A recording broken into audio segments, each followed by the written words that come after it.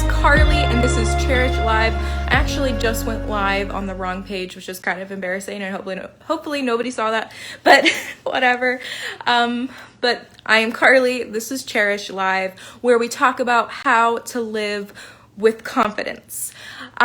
So yeah, it's the last Monday of every month that we do this. Super exciting. Whether or not you are live here with us, joining us here, or you are on the replay, give this a heart, a thumbs up, let us know that we are here, that you are here, and we can hang out together for a little bit.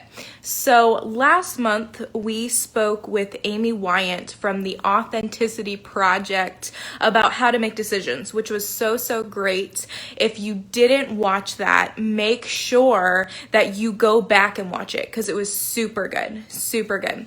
This week, so what we're talking about this week is today, February 22nd, this Monday, starts NEDA's Awareness Week, which that is the National Eating Disorder Association. So this week they are dedicating to spread awareness about eating disorders, the harm that it does, and then they are giving resources on how to help that. And so I thought it would be appropriate that our Cherish Live, it landed on the first day of NEDA Week, and I personally have struggled with an eating disorder since I was 12 years old. And for the longest time, I was really nervous about opening up and sharing my story because there was always this feeling of, so I've been struggling with an eating disorder since I was 12 years old. But I was never that image that you see of the eating disorder. I mean, I would skip breakfast, lunch, not eat anything all day, eat dinner with my family, and then after dinner purge. And I did all of that, and I never reached below 100 pounds. So there was definitely physical harm being done to my body. There was mental harm being done to my body. But on the outward appearance, you wouldn't have thought that I was doing what I was doing. Because I was probably average. I did get pretty thin at one point, but for the most part, I was pretty average, and nobody would have thought that I had an eating disorder. It's been 11 years now. I was 12 years old when I got it. And part of me for the longest time was scared to share my story because I was like, people are going to think, this is terrible, but I'm like, people are going to think I'm too fat to have an eating disorder. They're going to look at me and they're going to judge me, and they're going to be like, yeah, right, Carly had an eating disorder. She don't look like she had an eating disorder. But honestly, I don't care. If that is your reaction where you're like, no way, this girl had an eating disorder, well, I did, and you're wrong, and but I think that's why so many people are afraid to come forward when they're struggling in an area. Because for me, it's, what are people going to think? Are they going to think I'm too fat to have an eating disorder? But it doesn't matter what they think. It doesn't matter, because the thing is, if they have a negative response to you, that has nothing to do with you and has everything to do with them. So I have struggled personally with an eating disorder since I was 12. I'm 23, so it's been 11 years that I've struggled with an eating disorder. So one of the things that people, ask is, how did you get the eating disorder? So my story, there was a lot of pain going on in my household. There was just things. I have loving parents. I love my parents very much, but there were some things going on, some craziness at home, and I was under a lot of stress, and I was overwhelmed, and I didn't feel, as a teenager, as a 12-year-old, I was struggling with who I was I loved? Nobody loves me. Everybody hates me.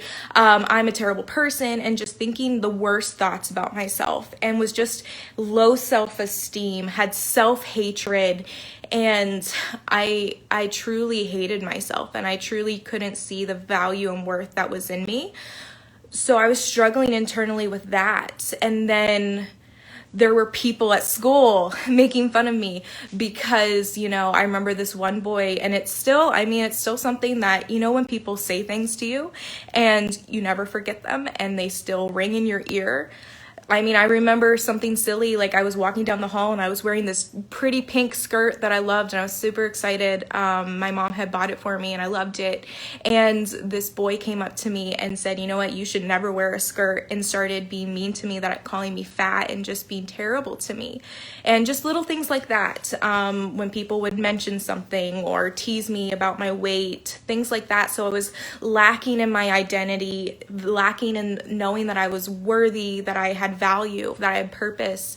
And I let what other people were saying about me, allowed the teasing to get to me. And along came this group of boys. I was 12 and they were teenagers. The oldest one was 18. The youngest one was 16.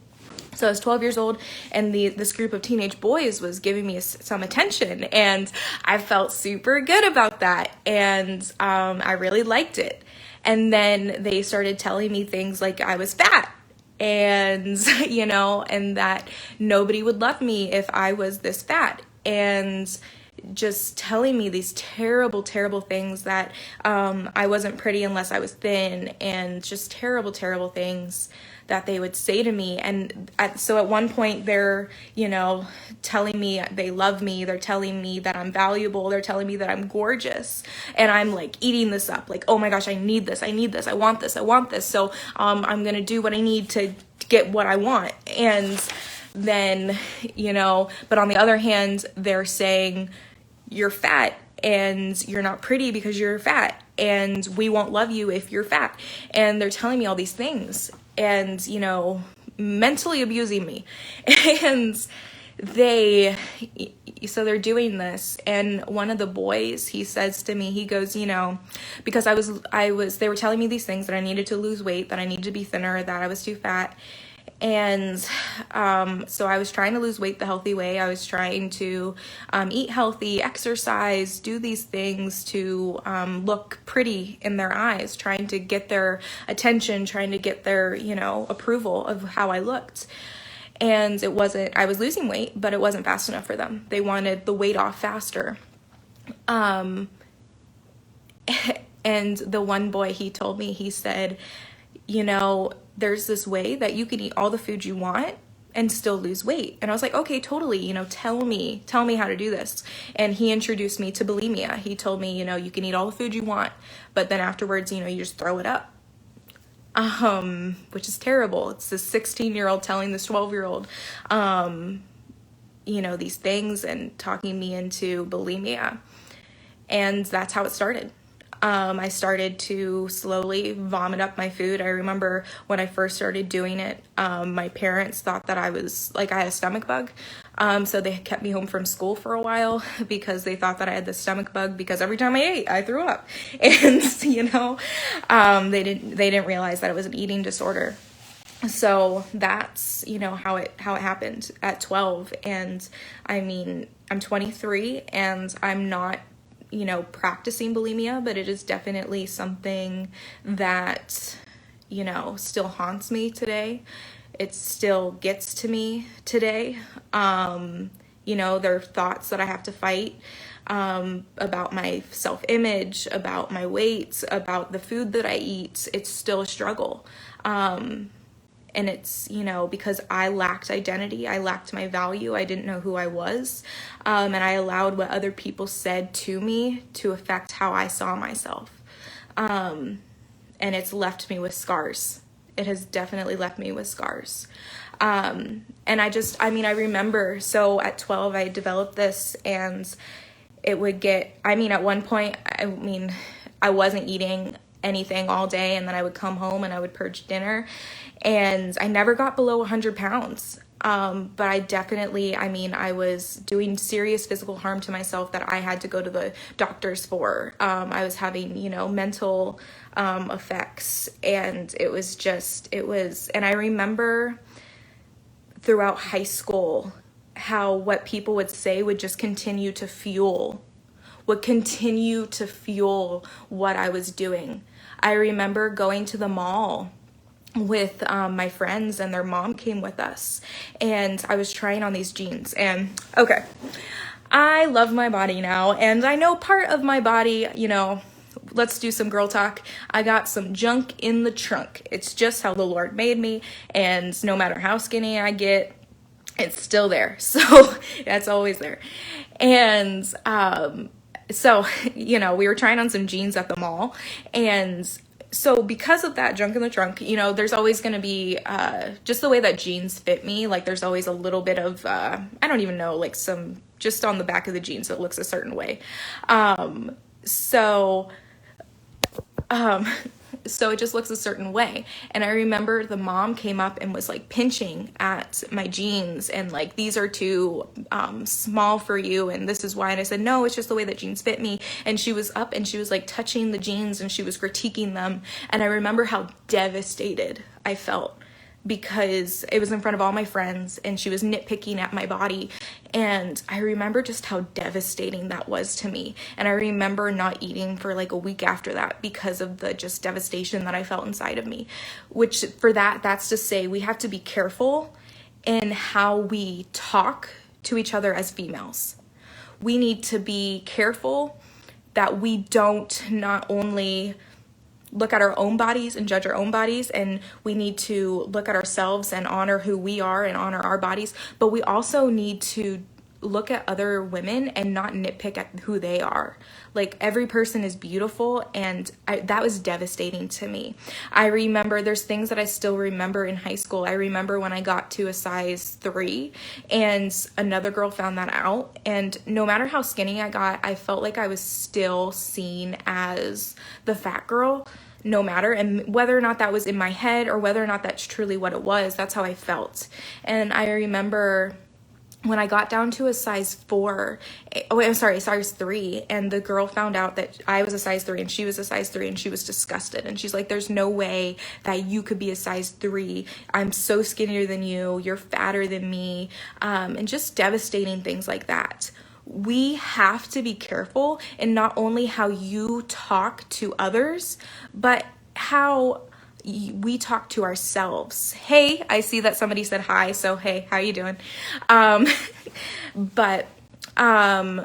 You know, we have to be careful how we talk to others. So all that was happening, and it was when I was 19. I had never told anybody that I had an eating disorder.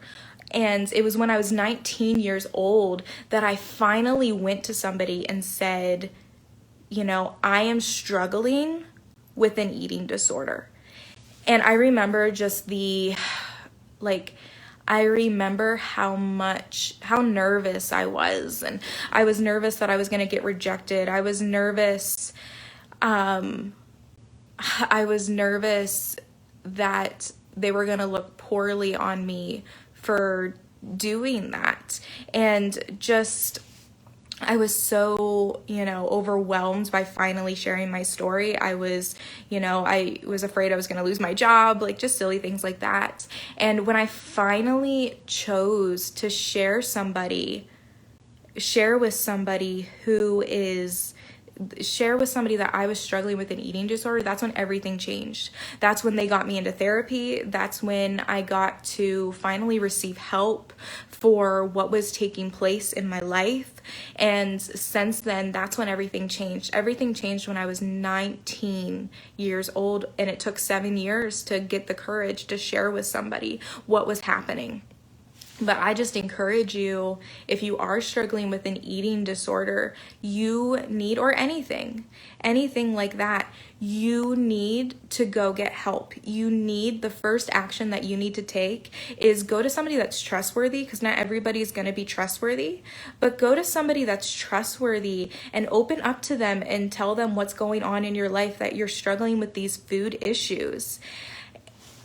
And, you know, that's the first step. And then, you know, if you need therapy, going to therapy and getting the help that you need. And I think too, that sometimes, you know, I never actually fully wanted to give up my eating disorder. Like, yes, there was you know, there was a huge part of me that didn't want to struggle with the food issues that I was having, that wanted to get over the eating disorder. But there was an even bigger part that just wanted to hold on to that eating disorder. And it's important that you allow the part of you that wants to get rid of the eating disorder, that understands that you are struggling, that understands that this is not good for you. It's that part of you that needs to be louder than the part that wants to hold on to the eating disorder. Because I remember when I first started therapy and I told the person that I was seeing, I was like, you know, part of me, this eating disorder feels like it's my life raft. Like, I don't know how to live without an eating disorder.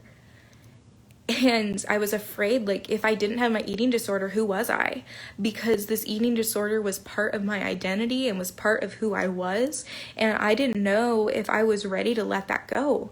Because who is Carli without an eating disorder? Who am I? I don't know. And part of it was scary because it was redefining who I am as a person. And it was redefining who Carli is. But it's so important because who Carli is without an eating disorder is better. I am not my eating disorder, and if you are struggling with an eating disorder or whatever you might be struggling with, that does not define you. You are loved, you are valued, you are purposed, and that is who you are. This eating disorder is not who you are. So yeah, I mean, that's my story. I got an eating disorder when I was 12. Was teased. These boys talked me into it. But then, you know, I reached out to people who love me, to people who wanted what was best for me, and they helped me get the help that I wanted. So, you know, reach out to somebody. If you're struggling in an eating disorder or addiction, whatever it is, reach out to somebody. Reach out to us, reach out to one of your trusted friends, and get the help that you need and get the help that you deserve, because you deserve more than this. So thank you guys so much for joining. If you have any questions for me, if you have any questions for our Cherish girls, make sure that you either comment below or send us a message. We would love to get in contact with you. Yeah, so thanks for joining us. I'll see you guys next week. Not next week, next month, at the last Monday of every month. So we'll see you then.